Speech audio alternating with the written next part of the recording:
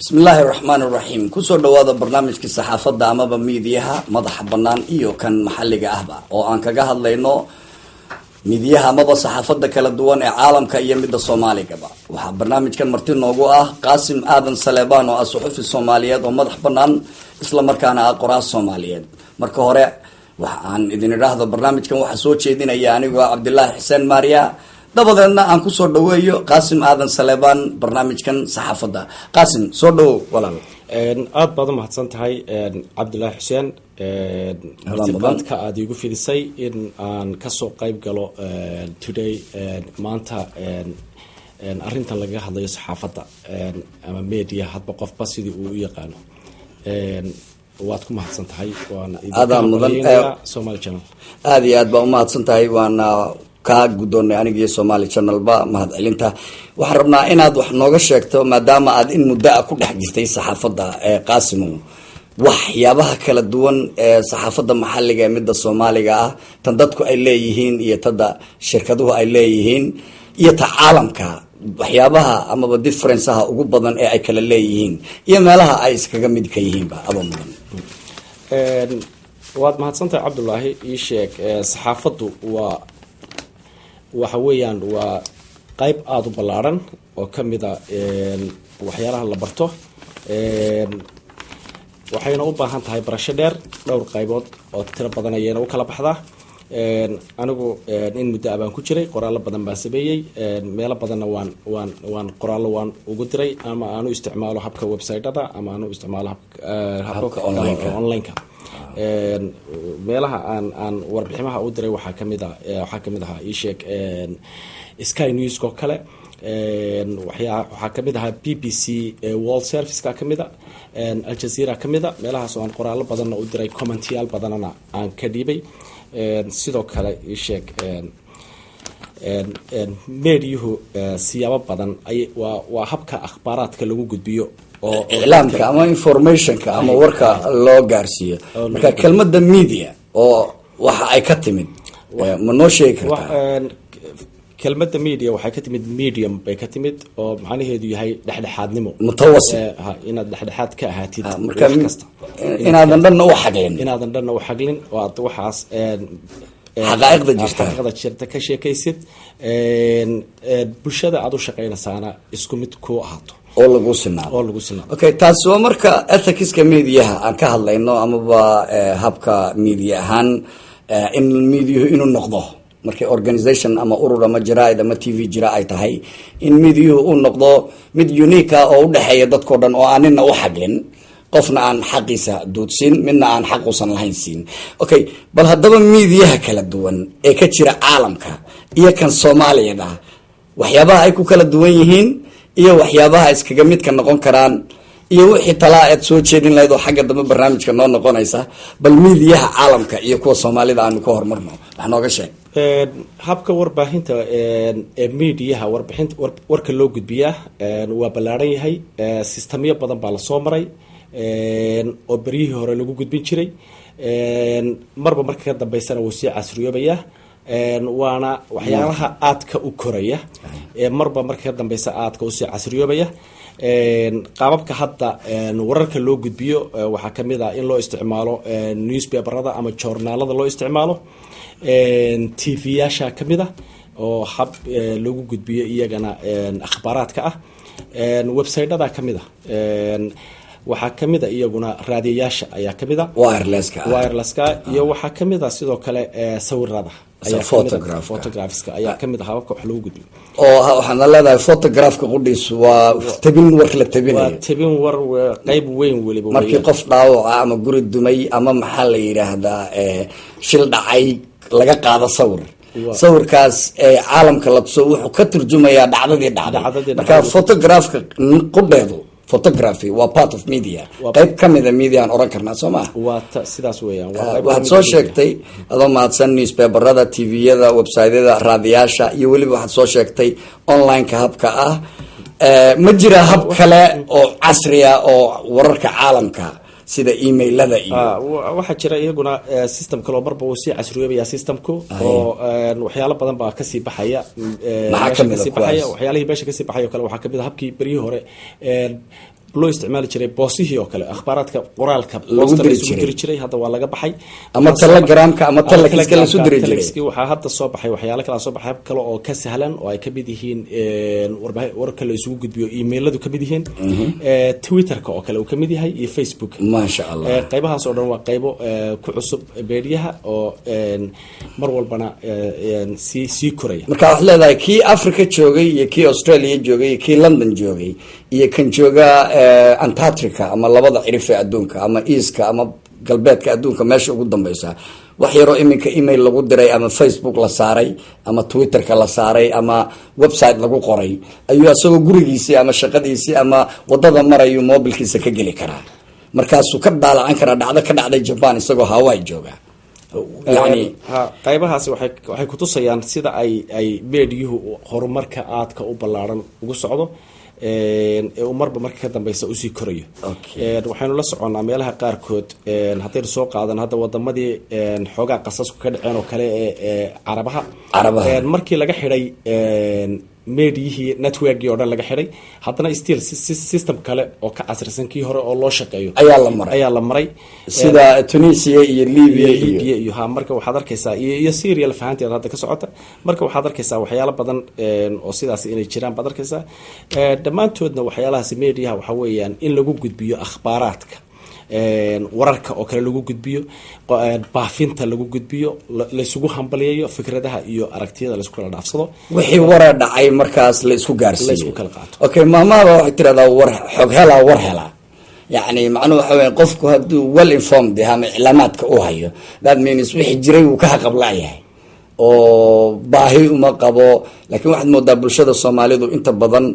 in ay maqaayadaha iyo baararka iyo meelo fadhi ku dir leeyahay tagaan war maxaa la yiri maxaa wadankii ka dhacay iyagoo marka ama aan journal gadan ama aan television soo fiirsan Soomaaliyeed ma jiraan idaacada afka Soomaaliya ku hadlo aan tan BBC-da ahayn oo halkan wadayadana online ahaan in loo dhageysto sida VOA-da mooyaan loo dhageysan karin raadi ahaan waxa jirta marka saxaafadda Soomaalidu iyo tan caalamka aynu ku noolahay reer galbeedka maxay ku kala duwan yihiin oo noo sheegi kartaa markii aynu soo qaadano labadaas qaybood ee warbaahinta ah meediyaha ah warbaahinta caalamka oo kale waxa jira milkiilayaal baa jira ma dhacdo media uu hal nin iska leeyahay waa dad badan baa share ku ah oo wada leh waxa jira oo ay leeyihiin controllers niman oo managementiga ah oo ka warhaya inay sidii loogu talagalay programmada u socdaan TV haday noqoto newspapers qaabkii loogu talagalay inay u socdaan oo marka waxay leeyihiin editors iyo fafrab iyo editors kuna waa qayb kale oo ay leeyihiin oo isaguna ay muhiimadiisu tahay inuu akhriyo waxaan ka baxaya meesha oo inta aan la gudbin uu control gareeyo wixii khaladaadii ay ku jirana uu ka saaro si aan hadhowto meeshaas wax isdhaafihi uga imanin badanaabana meediyaha caalamka si life ah intuu siduu u badan yahay looma sii daayo waxaa loo sameeyaa gaab yar oo haddii khaladaad iyo wax dhacaan qofka markaa barnaamijka fadhiya haddii uu qof ama qadiyad ama dal ama reer ama wax meel ka dhaca u sameeyo si looga qabto haddii ay sidaasi dhacdo in lagaga joojiyo intaas iyadoo jirto ayaa haddana waxaa sii jira hay-ado kale ama ha noqdeen hay-ado dawliya ama hay-ado kale oo madax banaanba ha noqdeen oo iyaguna intaaba sii controla oo yani waxaa la kuwa complaints commission oo kale complaint commission baa kamida kuwa manage gareeya kamida kuwa akhbaaraadkaas iyo sidii loogu talagalay waxaan u socoto kamida baa kamida marka waxyaalahaas oo dhan baa jira kuwa caalamka markay all in all ujeedada hadda wax leedahay kuwa caalamku waa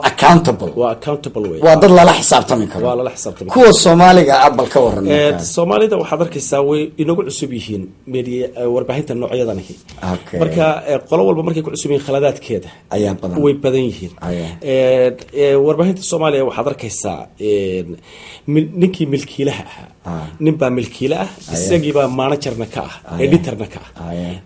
markaasuu wixii uu isagu doonayo uu marsiinaya haddii ay website tahay iyo haddii ay website tahay qayb kasta tahay sidii uu isagu ugu talagalay iyo wixii siyaasad ahaan iyo dareen ahaan uu aaminsanaa ayuu la aadaya afkaartiisii unbuu faafinaya, afkaartiisii buu faafinaya. Markuu arko afkaartiisii afkaar ka soo horjeeda taasoo laga yaabo inay waxtar u tahayna ma sii daayaan badanaaba. markii cid kale email usoo dirto la yidhaha war arrinta noocaasaa dhacday soo daabac, hadduu u arko inaysan interestkiisa ku jirin ma daabacayaan. waxaad arkaysaa hadda tvyaashoo kale way kusoo bateen soomaalida, tvyaashooda way soo badanayaan aad iyo aad maasha allah. shay lagu farxo tviyada soomaaliga, warbaahinta reer galbeedka baryahan siba base London halkan aad bay ugu soo badanayaan. marka waxaad moodaa iyada oo ay la saan qaadayaan wadamada ay joogaan inay wax badan oo isbedel ah ay samaynayaan, oo ay hab ay isu discipline gareeyaan iyo isu controlaan uu ka jiro. waxaadna arkaysaa in iyada lafahanteeda lagu la isla leeyahay oo shareholders iyo editors iyo wariyayaal iyo shaqaale uu ka jiro, sidaad annagaba halkan aad aragto halkan oo kale yani wax walba inay tifatire editor engineers managers ay leedahay. sidaasoo kale ayaad waxaad arkaysaa markaa in tvyaashii soomaalidu ay hadeerto soo horumarayaan. waxaanuna ka rajeynaynaa inay intaa kasii horumaraan oo maaragtay ay sheegaan warbaahinta dhexdhexaad u noqdaan, qolo walbana ay wax ka sheegaan, aysan noqonin kuwa fikradooda qura sameeya. tan aan usoo noqono mediaha, midda website-yada oo dad gaara waxaad arkaysaa for example magaalo website, waxaad maqlaysaa website-ka jiic, website-ka dhagax, website-ka maxaa la yidhahdaa qurac. ma rabo inaan magaalo dee soomaaliyeed ku gafo ama wax ka sheegay, oo markaa habbeeleed amaba hab reereed website-ka qurac oo kale ama qansax oo kale uu wax u qorayo, ma laga yaabo website-kaasu in uu accountable u yahay, oo haddii uu qof ku sameeyo meel ka dhac oo ama apology ka siiyo ama libel damage waxa la yidhaha. hadda waxaynu ognahay news of the world oo kale heer waxa la gaaro uu xirmo 160 iyo intaasoo sano soo furaa. waxaa xiray waxay ahayd fadeexad ku dhacday, oo ahayd fadeexadii phone tapping, foonka dadkii dhintay laga dhegeysanay, emailadoodii la jabsaday, answer machinadoodii la jabsaday, oo ilaa iyo iminkaba qaar la leeyahay hadda dhowr milyan baa lagu bixinayaa gabar kamida dadkii dhintay oo news of the world ay magdhow. marka soomaalida haddii website qof ku gafo ama uu qolo ku gafo ama uu gobol ku gafo ama qadiyad dad kale, ma laga yaabaa inay magdhow bixiyaan ama maxaa la yidhaha apology ka bixiyaan? sida aad arkaysid website-yada dhammaantood iyo siday u badan yihiinba magaca bay wataan. magacaasi waa magac ama qabiil ama gobol bay wataan. waxay turjumaysaa markaa in waxa uu ka hadlayaa ay reerka ama ay clan based yihiin. waxa uu sheegayaana waxa weeyaan hal nin baa iska leh. ninkaas mediaha qoraya ee mediaha website-kaa lihi waxaa laga yaabaa inuusan aqoonta saxaafadda uusan waxba ka aqoonin, oo uu magacoon la baxay intii loo setgareeyo loo dhisay website-kan uu wax ku qorayo. wuxuu ku qorayaa wixii isaga dan u ah iyo reerkiisa subcadooda kor soo qaadaya ee interest u arko. wixii kale uu arkay challenge kula jira ama fikradiisa kasoo horjeeda waxaad arkaysaa in maaragtay aysan waxba ka qoraynin baad arkaysaa. sidaa awgeed looma samaynin sharci ma leh. nin waliba wax regulatory body ama leh, nin waliba wuxuu rabo qori karaa, wax uu doono qori karaa. ninkuu doono caynaya, qabiilkuu doono caynaya, reerku doono, ninkii madaxa oo hogaamiya gobolku doono wax ka sheegaya. cid wax qabanaysaana ma jirto. markaasaa kii ka uu wax ka qoray ee uu caayay kiisiibaa isaguna usoo jawaabaya oo ay tamay. markaas waxaad arkaysaa website-adiiba inay u bateen wax aan ethical oo aan la akhrin karin, waxaad aad kala soo dhex baxdo oo muhiim aysan jirin. waxaad arkaysaa website badan baan aan qoraallo u diray. qoraaladaasi qoraallo meelo badan taabanaya ayay ahayd, dhammaantood maslaxad iyo danta guud ee Soomaalida meelo badan wax ka fiirinaya iyo islaamnimada. waxaa dhacday website-ada badankoodii intay qoraalkayga saa u fiiriyeen oo ninka soo diray muxuu yahay waa ninkan qorshe waxaanu ka hadlayaa warnagada haddaba ninkan programkiisa inaga dhaaf waa dustbinka recycle-ka lagu daray. waxaa ka maqan in fikrad kaa duwan oo la keenaa inay subcad ku siyaadinayso ama lasoo saaro website-ka ka hadla warbaahinta ka hadasha fikradeeda waxay aaminsan tahay iyo waxa mucaaradkeeduba aaminsan yahay dadka kasoo horjeeda ama gobolada kale aaminsan yihiin ka hadasha ayaa ka sumcad fiican hal fikrad ama hal gobol isku koobta Soomaalideena waxay marka u badatay wax reereed saasa loo fiirinaya haddaad reerkiisa iyo gobolkiisa aad ku ammaantid ood ka hadashid wuu qoraya haddii aad ka hadashid hawl kale iyo gobollo kale iyo dan guud oo Soomaaliyeed ama islaamnimo waxa weeyaan saasay u fiirinayaan qori maayaan waxaa dhacday hadda maqaal aan geliyaa jiray oo gabar Soomaaliyeed oo ka mid noqotay gabdhihii dadkii ugu waxbarashada fiicnaa sanadkan ardayda high schoolka ka baxday dugsiga sare wadamadan ka baxday maqaal noocaas oo aan geliyay baa jiray website badan baan u diray waa wax marka lagu faano gabar Soomaaliyeed oo de waalid Soomaaliyeed ay dhaleen oo islaana oo A class ama jaamacad ama school gabadhaasi all A's keenta waxa la rabay gabadhaas oo kale marka ay helaan meediyuhu inay qoraan oo sii daayaan sababtoo taasi waxay tusaale u noqonaysaa oo soo jiidanaysaa jiilkii kale ama ardayga kale iyo kuwa ku dhex jira meelahaas oo kale waxaad arkaysaa saasay u fiirinayaan warba garanana ma inaga dhaaf ayaa leeyahay marka waxyaalo badan oo noocaas iska jira tan kale aan rabo inaan wax ku weydiiyaa waxay tahay maadaama saad u sheegtay website-ka qofka inta loo sameeyo loo design gareeyo la tuso oo wuxuu rabo ka qori karo mararka qaar miyay dhacdaa mithaal ninka deriskaaga ah ayaa wuxuu qoray wax for example ethically ama dee anshaxa saxaafadda aan ku habboonayn oo cay ah qayaxan marka ninkii uu caay ayay beri London isugu yimaadeen ninkii cayda laga qoray labadan maysan inay isku fakadaan maadaama sharci kala celinaya oo uusan ninkan ina dacwoon karin oo guddi u dacwoodo saxaafadeed aysan jirin oran karin wareega qabta marka of course marka kuwan afka Soomaaliga ku baxaa haddii ay defamatory waxa sameeyaan waxa dhici karta haddii hooskii laga dacweeyo oo loo turjumo erayadii oo hooskii la yiraahdo maxkamad baa indgeynina inay hooskii yiraahdaan ninka waa ka xirayna hadaadan aflagaadada joojin heer miyaysan Soomaalidu gaarin ay iyagu samaystaan guddi ama gole saxaafadeed oo ka madax banaan gobolaysiga ama reeraysiga oo markaa saxaafadii qalad ku hadasha laga dacweyn karo sida urur lama samaynin Soomaalidu ma leh groupyo kaga magacaaban way jiraan laakiin active maaha oo wax shaqeynaya oo hawlgala maaha ii sheeg waxaa jirta ururo saxaafadeed way jiraan waxaad arkaysaa meediyuhu waa waxa ugu badan ee badanaaba dhibaatada wadankeena oo kale keenta waxaad arkaysaa adigoon aadinba gobol iyo shakhsi cayba aadan aadin waxaad arkaysaa inta wariye ama suxufi ku dhintay war uu sheegay oo uu ka sheegay koox ama ha noqoto dhinac maamul ha noqoto ama dhinac xisbiyo kale ha noqoto uu ka sheegay awgeed u dhintay waad arkaysaa marka all in all ma is oran karnaa Soomaalidu freedom of speech ama freedom of press meel bay kaga dhacday loomana bisla looma bisla waa wax aynu baran doono xilligeedaynu sugaynaa maadaama waxaaniba ay yihiin waxay nagu wada cusub dhammaantood ay wada yihiin dhammaantood waxay nagu cusub oo freedom of press marka nin kastaaba waxaynu yani khalad u fahamnay freedom of press nin waliba wuxuu rabo qoraya hadda waxay aad qoraysay effects bay yeelanayaan waxaa dhici karta inay ummadan isku dirto laba reer isku dirto laba qof isku dirto guri dhan dumiso ma laga fikiraa oo ma ka fikiraan war waxaan aad qorayso impactiska ay ku yeelan doonto the Somali society bulshada aan ka dhalanay impactiska dhaawac haddii maanta aan maqaal kaa qoro oo maqaalkaasi laga yaabo markaad magaalada u baxda in qoorta ama surka lagu dhufto ama dee dhibaato kugu timaado gurigaagi iyo own family kama aan fikirin effectska maqaalkaasi yeelan karo soo ma marka ma is oran kartaa waxaa jira imbalance u dhaxeeya ninka waxa qoraya iyo fikradda wax ka qorayo effectska ka iman kara saameynta ka iman karta waa sidii aan kuu sheegay dadkan wax qora website-ada lahoo kale badanaaba waxa weeyaan haddii ay cilmiga warbaahinta ay aqoon lahaayeen ama ay fahamsanaan lahaayeen way fahmi lahaayeen waxa la qoro iyo waxyaalaha kale dhibaatada u keenaya marka waxaad arkaysaa website baad arkaysaa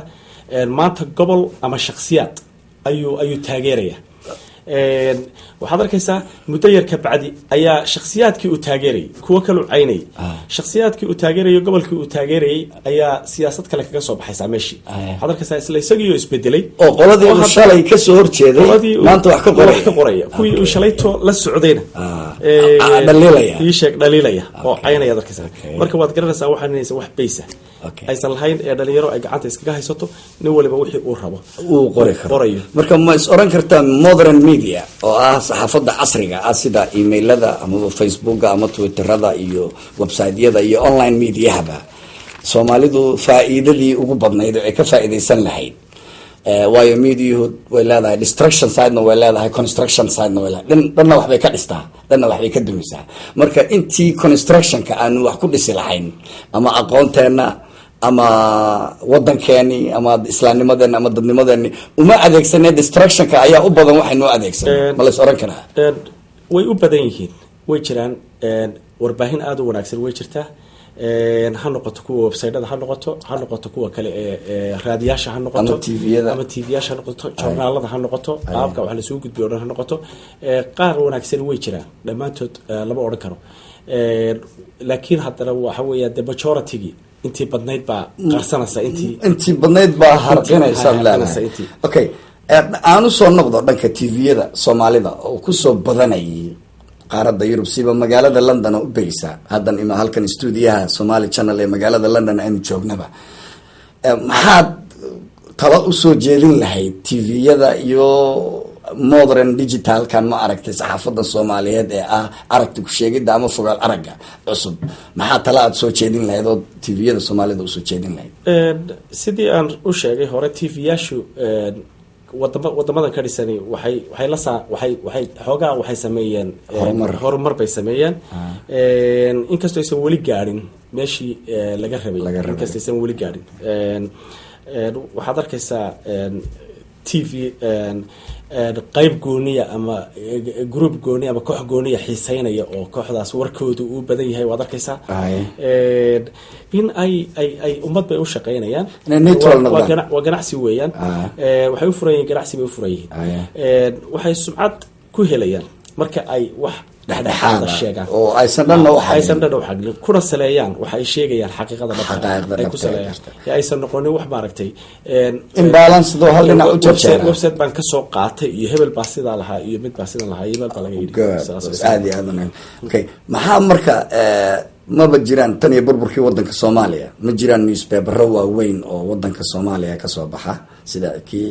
xiddigta October ama ogaal oo kale hadda wadankii 20 sano waa tan burbursan waxa soo batay online editionska dadka marka online editionska qora website-yada maxaa tala codsin lahayd nimanka website-ada qora dhalinyarada badan waxaan iyagana u soo jeedin lahaa wixii wax duminaya dhibaato u keenaya mujtamacan Soomaaliya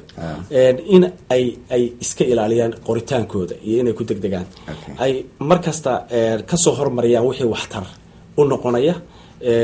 ha noqoto dhinaca waxbarashada ha noqoto dhinaca horumarka kale ee waxqabash dhinaca doontaba ha noqoto dhinaca wixii waxtar ah in ay awoodda saaraan oo ay iska ilaaliyaan sheegista waxyaalaha ku dardarida ama ku turkutaanka waxyaalaha waxa dhici karta wax dhacay ama jira oo hadii la sheego wuxuu sii kharibayaa jira laakiin loo baahan yahay in la sheego markaas laakiin waa in si xadidan loo sheego aan la sheego ama hadii aad arkaysidba waxaanba inay dhibaato keenayaan oo ay dagaal hurinayaan ama laba gobol isku dilayaan ama laba beelood isku dilayaan ama laba qof isku inaad intaa samayn lahayd inaad iska urursid waa loo baahan yahay inayna bulshada u sinaadaano wax ay qorayaan aysan oranin gobolkaygii maaha iyo reerkaygii maaha iyo sidan maaha wixii fikradii loo soo gudbiyo ay qoraan oo ay ogaadaan sumcad waxay ku helayaan marka ay dhexdhexaadna noqdaan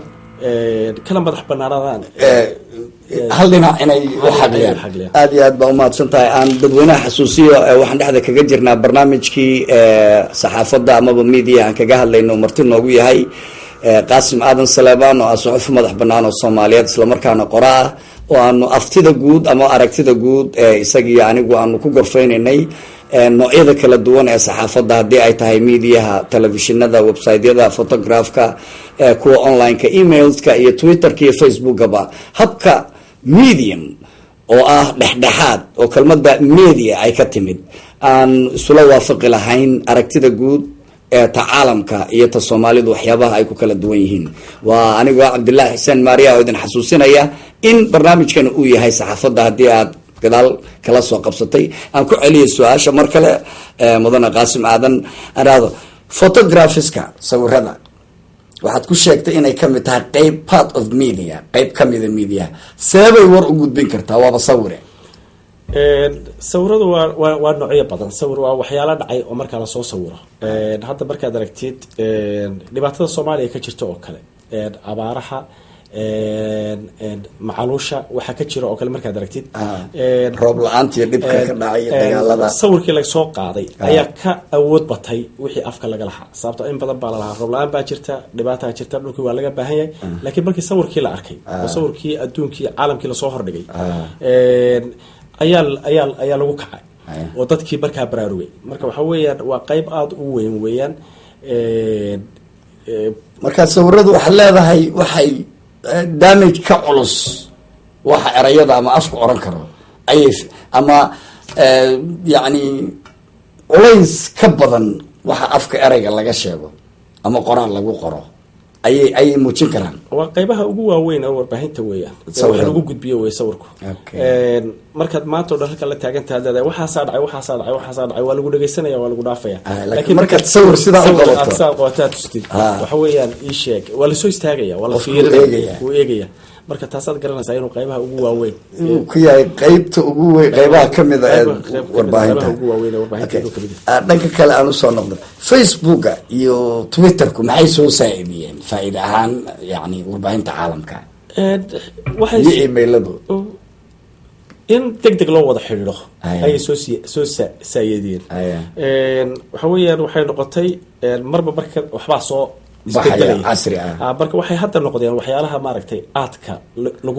loogu xidhiiro. hadday noqon lahayd akhbaaraadka kala warqaadashada, waxay noqotay wax toos ugu jira mobilekaagii. meel kastoo aad joogtid aad furanaysid, iPhone ahaan u fiirsanaysid. markii ugu horeysay message lagu soo dirana ama kuu soo baxana uu ku qaylinayo oo kuu sheegayo oo kuleeyahay weliba fariin baa ku taale, fiir fariinta tan. marka wuxuu sahlay xiriirkii caalamka meel kastoo qofku uu joogay. aan usoo noqdo marka midda waxa la waayay oo wadanka ka suulay newspaperadii la qori jiray afka Soomaaliga ahaa. maxaa ugu wacan bay kula tahay taas?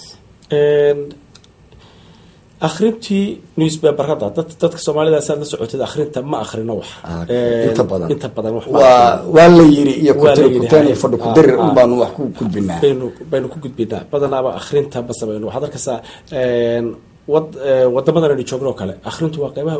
ugu muhiimsan weeyaan ee qofku aqoontiisa iyo garashadiisa iyo wax badan ku dhisi karayo. inaga waxa weeyaan haddii maanta uu nini book qoro history ama book sheeka uu qoro ka sheekeynayo waxyaala dhacay iyo arrimaha Soomaaliya iyo ka sheekeynayo, waxa laga yaabaa bookgaas inaan cidiba aysan gadan oo aan la eegin. marka journaaladiina sidaas oo kale noqdeen. sababta waxa weeye qofkii website-kan iyo Twitter-kan baa u sheegaya akhbaartii iyo Facebook-kan baa markiiba u sheegaya. maadaama Twitter-ka iyo Facebook waa Soomaaliya aysan ku qorayn, af Ingiriis website-yo ku qoran ay yihiin. website-yada Soomaalidana aan ka soo hadalay. newspaper-ka af Soomaaliya ku daabacna sida Times oo kale ama kii la oran jiray Xiddigta October oo kale. soo isma oranaysid qoraalkii afka Soomaaligu waa sii dhimanaya haddii aan halkaa laga qaban oo aan heritage-keeni iyo luqadeeni qorideedii iyo jaraa'idadii iyo boogii. the literature of Somali language waa lost bay noqonaysaa miyaan lays oran karin haddaan laysdaba qaban. waxa weeyaan waad arkaysaa hadda markaad xataa iska dhaaf wadamadan dibadaha aynu joogno iska daa wadankeena gudaha dadka jooga markay isticmaalayaan dee luqada Ingiriiska iyo waxa uga soo baxaya luqadihii kale iyagu hadba ay Twitter iyo Facebook qofka Muqdisho Hargeysa jooga ayaa uga soo baxaya. haddana waxaad moodaa somehow in maaragtay warbixintii oo qaabka u duuban in haddana ama Soomaaliya oo qof in yar oo warbixina soo geliyay oo kaga sheekeynaya waxa kale wixii ay ku taalay. marka way ka jiraan Soomaaliya journal way ka jiraan gadashadooda iyo akhrintooda ma badna, laakiin haddana weli way socdaan. aad iyo aad ayuu u mahadsan yahay Qaasim Aadan Saleebaan oo marti noogu ah barnaamijka saxaafadda ama miidiyaha oo ah qaybtii ugu horeysay. aan ku xasuusiyo daawada maaha barnaamijkani barnaamij aan ugu talagalay inaanu miidiyaha qeexno, laakiin waa arartii amaba hordhaci ugu horeeyay barnaamijyo taxana oo aan uga hadli doono mustaqbalka hadduu aaba idmo halkan TV-ga caalamiga Somali Channel Media oo ka timid kelmadda medium sidoo noo sheegay saxafiga khabiirka ahi oo dhexdhexaad waxa ay tahay dhexdhexaadnimadu haddii ay tahay TV ama radio ama website ama online wax lagu qoray ama jaraa'id haddii ay tahayba waa eray bixin aan ku samayn doono ethicska ay saxaafadu leedahay, waxyaabaha looga baahan yahay inay samayso, waxyaabaha laga mudan karo amaba laga filan karo iyo waxyaabaha aan laga filan karin, annagoo weliba idiin soo bandhigi doono qaladaadka ka dhaca ee wariyaasha caalamka amaba jaraa'idada caalamka ama tviyada caalamka sida News of the World oo kale oo iminka ayba dacwooyin culus ku socdaan, dacwooyinkiina ay sababeen in albaabada loo laabo iyo marka ay noqoto soo jeedinta barnaamijyo iyo weliba qoritaan waxyaabaha la oran karo waxbay horumarin karaan iyo waxyaabaha la oran karo waa disconstructive oo waxbay baabi'in karaan. waa anigu Cabdillaahi Xuseen Maariya iyo Qaasim Aadan Saleebaan oo marti igu ah barnaamijka tan iyo intaynu dib ugu kulmi doono barnaamijkan iyo mid lamida waxaan idinkaga tegaynaa aniga Qaasim. assalaamu calaykum wa rahmatullaahi wa barakaatuh.